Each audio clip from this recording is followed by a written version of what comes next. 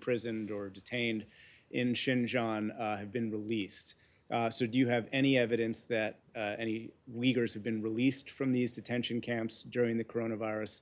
And have you seen evidence that independent researchers have found, which is that some of these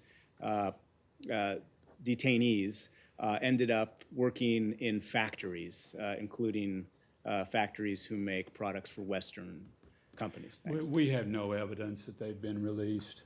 And even if they were released, they're released into a virtual police state that China has created, that Chen Guangguo, the chair of the Communist Party in Xinjiang, who was the chair in Tibet, has created, and he's been well funded to create this. These are facts that we do know.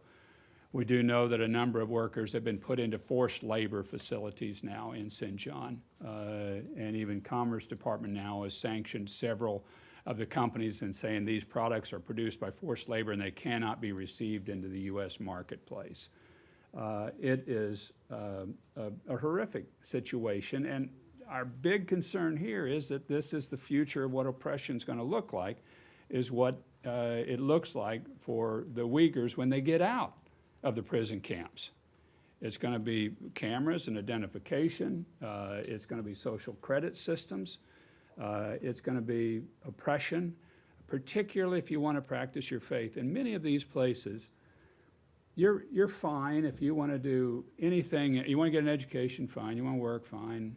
Anything. But if you want to practice your faith, it's a no-go. And if you do, there will be consequences for you and anybody else that pings you on your cell phone. These are the things that is the virtual police state that we're very concerned about it being the future of beyond Xinjiang. And on those forced labor facilities, as you called them, any evidence that these are factories that make products for the West?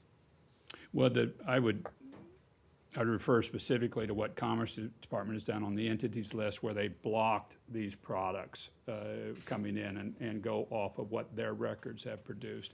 But this is the information, the anecdotal evidence information we're getting from people that testify, that have relatives or they themselves have been in these facilities.